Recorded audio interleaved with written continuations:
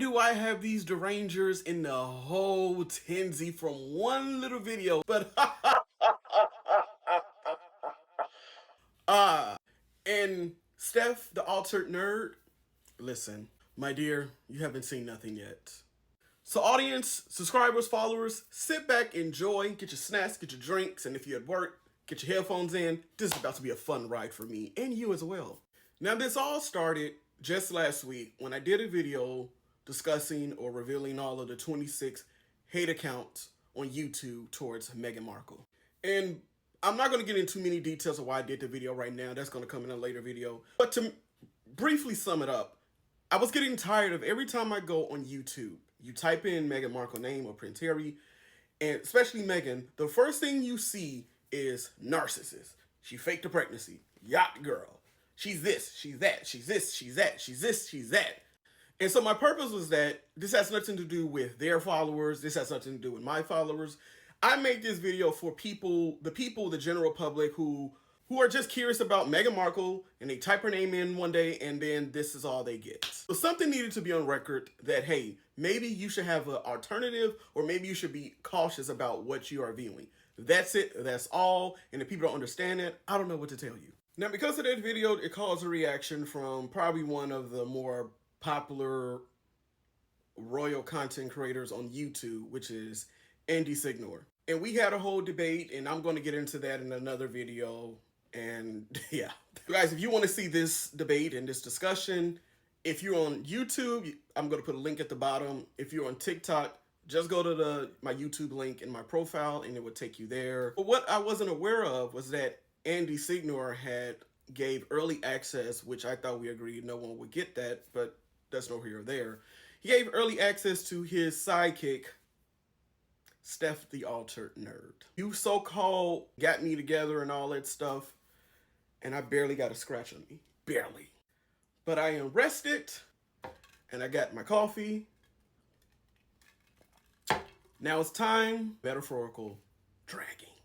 I had to say metaphorical because I don't want her trolls and fans coming over here and trying to say I threaten her. You know how they do. So one of the first things that Stef was upset about was that I claimed that she's a hate account. She is.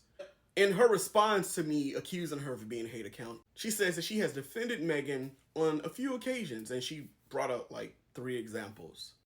You sure got me there, Stef. You was able to show 3 videos out of hundreds of you being hateful towards Meghan. Good job. She then proceeds to go to the place where they get so triggered is when I accuse her of pushing conspiracy theories. And one of the things we discuss is the whole infamous moon bump discussion. And she claims that she is on the fence of if she believes it or not. Okay. And of course, this is one of the photos that she shows, right? This is it. It says she's holding it, it slips, and then it falls to her knees. She proceeds to show this screenshot of this photo. I'm just showing you guys what she showed. And it says, in this tweet, it says, can someone please explain what is going on under this $100,000 bedspread? The bronzer looks like mud in the bust and belly. What is even happening? And they had these hashtags, and Meghan was never pregnant. This is her receipts. These are her receipts that she showed on the video. You can see for yourself. Now, in the conversation with Signore, I told Andy that these photos, most of these photos are altered or photoshopped for other people's agendas and their crap. But then Stef showed this picture from Getty Images and said, see, look, the bump is falling, right? Ma'am. Now, as someone who has attended film school and know a little something about photography and know how the camera can work, I do know that a picture can say 1,000 words, or a picture can paint 1,000 words, however one you want to phrase it.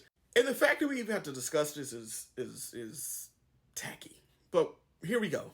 Now this photo, this is the official photo because it's from Getty Images, so it has not been touched or anything, right? You can clearly see her bump. If you look right in the center, you see a bump. Now the accusations from the derangers is that the bump is falling. It fell. Common sense would say if her baby bump had failed, that would have been national news. That would have been something that would have been breaking in the first 5 minutes of it happening and the palace wouldn't be able to get in front of that, that wouldn't be something they can hide. Common sense, right? If a person's baby bump is falling to the ground in public, like, common sense, but common sense ain't common. Also, if the bump was falling, that would mean that there was a harness there, right? So if it was just a slide off, right? It would just slide off her legs. Wouldn't she trip? And wouldn't it just like it would, her legs would, she wouldn't even be able to walk because she's in a dress and the harness is slipping and the bump is just falling out. What was holding it up? Like, if the bump slid down her dress, what was at the bottom of the dress to hold this is crazy. What was at the bottom of the dress to keep the bump intact? From the look of it, it's a very flimsy dress. It's not, y'all know what I mean? Like, how would the bump be able to hold up still? That would mean she would like wobble or something, or it was like her leg. Even saying this is crazy. That's how I know they're crazy. Also, when the photographer is taking photos, they just don't sit up there and say click, click. It's multiple frames at a rapid second. So this little wrinkle. Let me go to the photo. This wrinkle right here is the flow of her dress. The dress, from what I understand, it has a split in it. So it could have been windy. It could have been how she was moving. The flow of her dress. So when the camera is taking all those frames, they take out whatever picture or whatever they want from that bunch, and this is what is released. But somehow in their heads, this is a bump falling and not just the crease of the flow of her dress, which is what it is, and that is fact. Now, this next photo, this screenshot, these are her receipts, the so-called receipts that she slayed me with and all those things. This is what she showed on her video. Her whole thing was that I said that these photos are altered and whatnot, and they are. And as she proceeds to try to dismantle my argument, she proceeds to show a whole screenshot that is clearly altered in Photoshop. What? So this is the photo, the actual photo from Getty Images. Not touched, not altered. And I'm going to put her receipt compared to my receipt, right? So you can see the complete difference. This is the real thing. So she continues on to say that I claim that the palace leaked things about Meghan's pregnancy. This is what I actually said. So has anyone checked that to verify that if she had a because if she had a what would be the problem if she did have a surrogacy? I mean, and everything that the palace, the kids could not be in the line of succession. But that's everything that the palace has leaked about her. Okay, but the palace would be. So in Andy's video, my argument was that if Meghan had faked her pregnancy, wore a moon bump and all that stuff, why would the palace, who has leaked everything else about her, hide this one thing? He says it's because it's the succession and that's why, which I still don't quite understand or quite get what he was trying to say. It's not like they wanted Meghan to be part of the family in the first place. So they definitely wouldn't want her offsprings to be a part of the succession. So wouldn't that be something, like I said before, if they leaked everything else about her, what would make you think they wouldn't leak this? Because at that point, they can eliminate any idea or any option of that Meghan kids are part of the succession, and that's it. She's there. The bloodline is cut off, so it would just skip from Louis. It would just skip from Prince Harry, and it go to who is it? Is it Beatrice or Andrew? One of them. And I don't know, maybe Stef didn't hear me clearly. You know, we were kind of over talking each other at some points. I'll put captions in there so you can clearly see what I said. And I didn't say that they leaked anything about her pregnancy. What I said was, had they leaked everything else about her, why would they hide this one thing? Then she responds to my comment in Andy's video where I said that these type of rumors only happen with women of color. When I mean rumors, I mean like these fake pregnancies, and I brought up Beyonce as an example.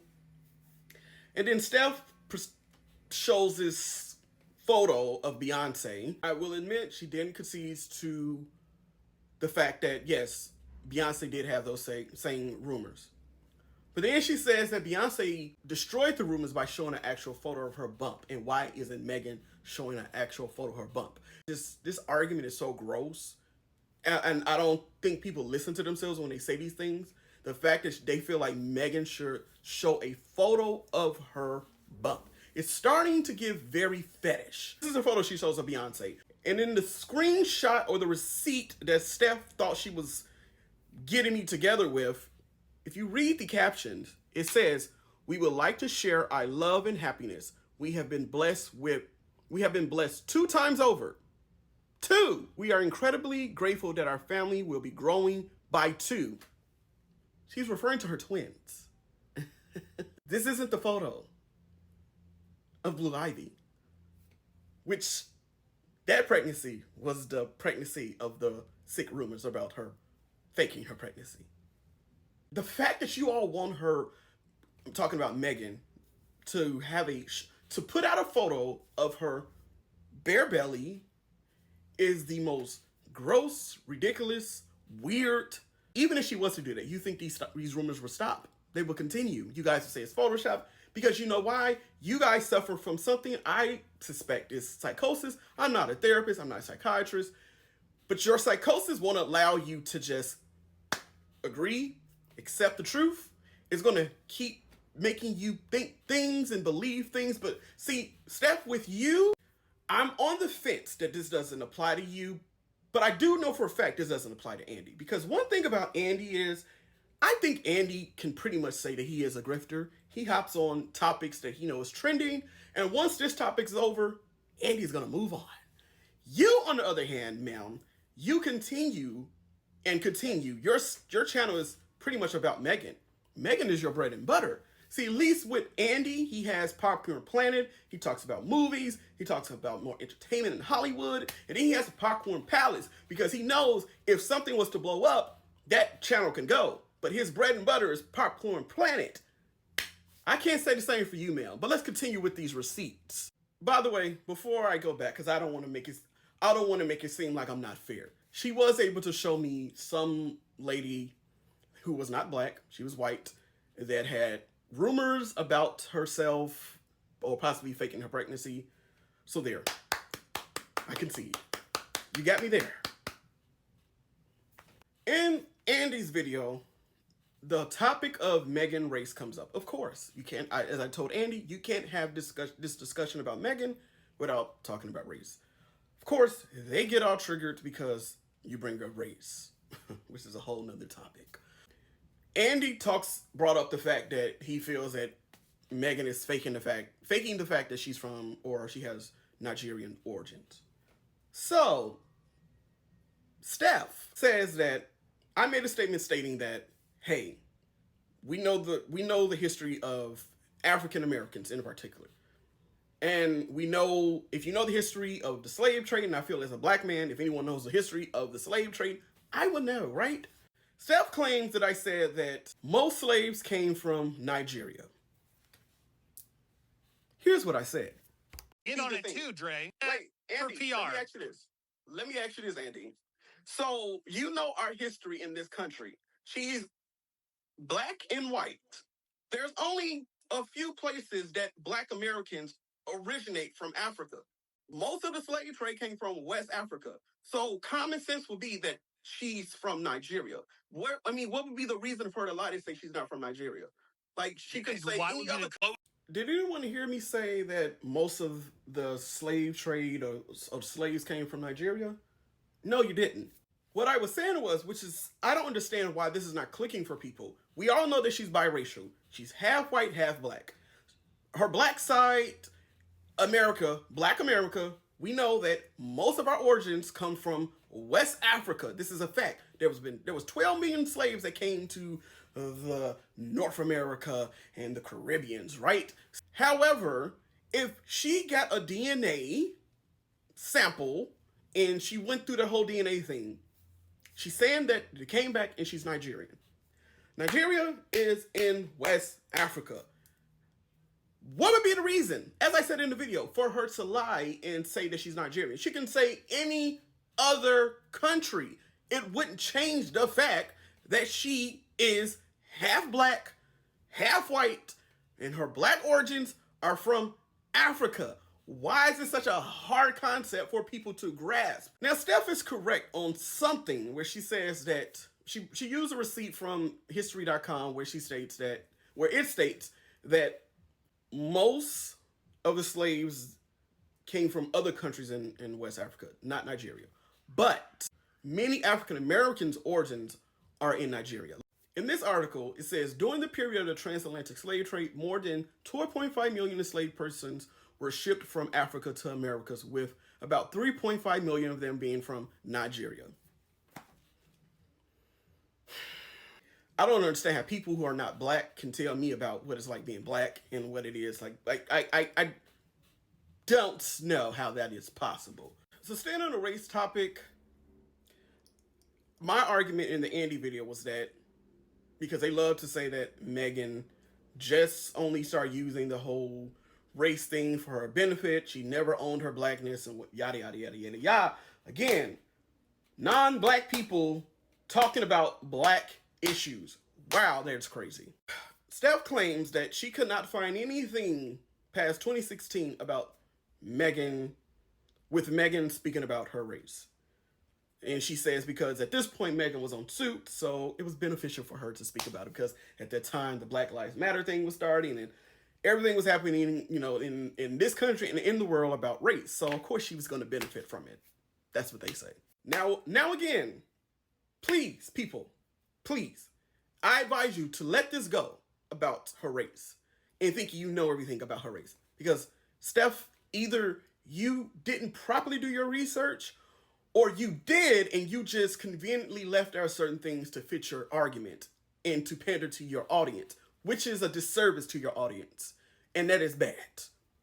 But let's go ahead with the real receipts. So in this archive post for Mother's Day, Meghan made this post about her mother, who is clearly black, right? So let's go to the date. What they say, y'all? May 2014, right?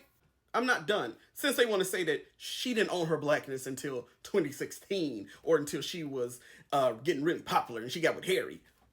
Let's continue. Now, this is an article from People magazine of June 2nd of 2020.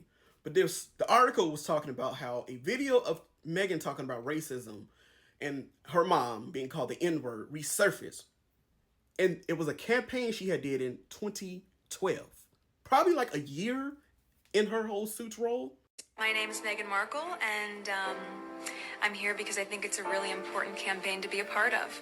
For me, I think it hits a really personal note. I'm biracial. Most people can't tell what I'm mixed with, and so much of my life has felt like being a fly on the wall. And so some of the slurs that I've heard, or the really offensive jokes, or the names, it's just hit me in a really strong way. And then, you know, a couple years ago, I heard someone call my mom the N-word. So we only got a few more minutes of this, but I'm not done. Let's continue. Now, the next thing, of course, we get to the whole clout chasing argument. Now, I'll be honest with you, this is the part of this discussion that I don't really care about. Like, this is the part that is so petty to me. But just for this video and argument's sake, here we go. And I say that to say is because being that I'm in my 30s, no, I don't look it. But being that I'm in my 30s, you don't keep the same friends that you had years ago. You just don't. You're lucky if you have a core load of solid base. It's just part of the course for life. Things come up, things happen, things change. Your mind changes. Nothing stays the same. I don't know. This is like one of them things where I don't understand why she is being attacked for something that just naturally happens in the world. So she brings up this whole thing where Meghan allegedly ghosted her business partner, and this as well with this other lady named Millie McIntosh, that, you know, these are the examples of people Meghan fell out with, right? I mean, these people claim that Meghan is the ghost of them. She falls on people. She uses them. But what Steph doesn't realize, and this is the part where this can be up for debate. Like, this is a part where this is your own point of view and your own preference. What Steph doesn't tell you is that Gina was one of the people who spoke to the press, revealing certain things and details about Harry and Meghan's relationship, when we all know how private and how there's a iron fist when it comes to Meghan and Harry about people within their camp speaking to the press. Because we know how Harry in particular hates the press and how Meghan doesn't like the press. So they don't speak about how these people were speaking to the press before these fallouts happened. This was back in 2018, and as people like to think that Meghan controls Harry, which is totally false. It was Harry right here who pretty much made it clear to Meghan, please stop talking to this girl. She is a clout chaser. She's all these things. She's a blabbermouth. She talks too much. And he was right, because years later, speak to the press in a negative way about Meghan. Now, her next argument, she is upset that I said that she spread conspiracy theories. She does. But she tries to say that I was throwing rocks from glass houses because I post or make videos about conspiracy theories. Like this, and this, and this. See, the problem is, in those videos, I state and make it clear that these conspiracy theories are stupid, and that we can use these conspiracy theories we have on Meghan, we can use it on Kate, but I don't do that because it's stupid. It doesn't make sense. We know none of these are true. It's ridiculous. And I was mocking their tactics. and somehow I'm spreading conspiracy theories. But this is what happens when you don't watch the full video. Steph also claims that the Sussex squad are the ones who make threats and not the royal fans. Let me say this. I, for one, am not cool with threats from anyone, okay? And I'm not going to sit up and say that there haven't been very scary tweets or whatever from both sides. But one side is 1,000 times worse than the other. And Steph, your side is the only one who has people who are being arrested and sent to jail. Okay? You might want to back up on that particular topic. Now, this last receipt, and probably most significant receipt out of this whole video, is the fact that Steph felt like she owned me because I made a claim. Well, it's not even a claim, it's the truth. That in the beginning days, meaning that first week of Harry and Meghan's relationship being revealed to the world, that the UK press was racist. Which they were. So again, I don't know if Steph is, she just missed over some things, or is she purposely leaving out certain critical facts to fit her narrative and her agenda and to pander to her audience. I'm thinking it's the latter. Because in this screenshot of her video responding to my video with Andy, she shows the first article that came out, right? This is when it was revealed that Harry and Meghan is a couple. But then she conveniently jumps to November 10th and proceeds to show articles that were more glowing of Harry and Meghan's relationship, but in the year 2017. Ma'am, I know you said you're the Duchess of Receipts. No. Or maybe the Jester of Receipts, or maybe the Commoner of Receipts, but you are no Duchess of no receipts. You are the Duchess of propaganda. You are the Duchess of lies. You are the Duchess of grifting. No, actually, I say that you're the Queen of grifting. You have your crown. Here you go. And before you claim that you didn't say that you're the Duchess of Receipts, here's your whole statement you put and tagged me in your community tab, claiming you're the Duchess of Receipts. But ma'am, you're none of those things. You're nothing of the sort. But I am the Duke of Receipts. So here's what really happened. After this article, after it was revealed to the world that Harry and Meghan was a couple, That was on October 31st. Literally, this will happen the next day. Who do we have here? We have the sister of Meghan Markle, Samantha Grant, at the time. She came up with the scathing accusations about her sister, which is so funny because Samantha, with the help of people like Stef and Andy, has been able to rewrite history like it was Meghan who just started speaking ill about her. This is literally the second day of Harry and Meghan's relationship being revealed. The narcissism accusation that Meghan get accused of, this was her sister, own sister. So when they talk about loyalty, it's so funny that that word loyalty only applies to Harry and Meghan and no one else. No friends, no family, just them. Everyone else can backstab, betray, but Harry and Meghan can't respond. They can't do anything. They just have to sit there and take it. Now, November 2nd, this set the tone. If the Samantha Grant story was the prelude, this was the main story. Harry's girl is almost straight out of Compton. Remember that one? November 3rd, Harry to marry into gangster royalty. I'm standing on something because I can't show it, but it says Harry girl was on something hub. This was from November 3rd as well. November 4th, exclusive, Meet the Family. How Harry's American girl's ancestors were a tailor, a teacher, and a cleaner in racially divided Jim Crow South.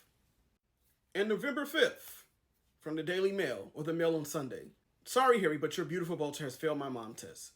And in the article, this is where she claims that Meghan exotic DNA was going to enrich the royal family's blue blood. And she talks about how Meghan mom had dreadlocks and she was on the wrong side of the tracks. So Steph, this isn't what you wanted. And unfortunately, I don't know if it's going to sink in your head to just say, oh yeah, I was wrong. Or, oh, okay, well, he might have a point there. Listen, you may not see how some of these articles or some of these situations, you may not see it from my point of view. I can concede to that. But there's just some things where you just know that it's right and some things are just wrong. And I want to point something out that you did before. Something that you may not have a screenshot of it. In one of your videos, you were speaking about the whole Nigerian thing. And then you have Meghan, it says Meghan the Queen. And then you have this little black girl talking about please. And it plays into that sassy black woman trope. And there is those things like that where I just feel like, I'm trying to understand you as a person, and I don't know you as a person. But when you put stuff like this, I'm trying to give you the benefit of the doubt to maybe say, hey, maybe you aren't aware of these things. Maybe these are certain things that you shouldn't be putting out there. Like, if you're going to criticize Meghan, fine. If there's things about Meghan that you don't like, I don't care. Like, if you don't like Meghan, I don't care. But when you start defending and start lying and spreading conspiracy theories and trying to say there wasn't racism and all this stuff and then do stuff like this is where I have a problem with. I'm a very nice person. I'm more of a person who I respond and react. I don't try to cause things on myself. Ma'am, I don't think that you destroyed me. I think you were the one who were destroyed. So I'm wishing you well. I was sending you flowers, sending you chocolates and stuff, and hopefully, wishing you a speedy recovery in this metaphorical slaying. And guys, if you enjoy me owning the heck out of Steph in this video, and if you enjoy my content, please make sure that you give me a follow, like, repost, share this video, and leave a comment. I would love to know what you think.